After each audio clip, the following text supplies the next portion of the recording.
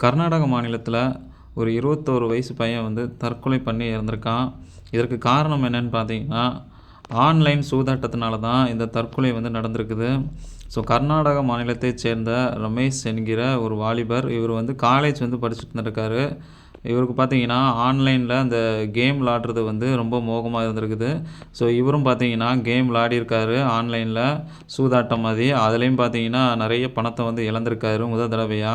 அது தடவையா பார்த்தீங்கன்னா, அவங்க அப்பா வந்து கடன வந்து செலுத்திட்டாரு. வாங்குன கடன ஃபுல்லாவே.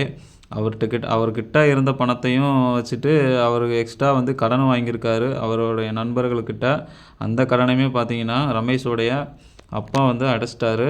அதுக்கப்புறம் பார்த்தீங்கன்னா, 2வது தடவையும் பார்த்தீங்கன்னா, அதே மாதிரி கடன் வாங்கி விளையாடியிருக்காரு ஆன்லைன்ல. அப்பவும் வந்து பணத்த வந்து இழந்து நிக்கும்போது, மன உளைச்சலாகி தற்கொலை பண்ணிக்கிட்டாரு.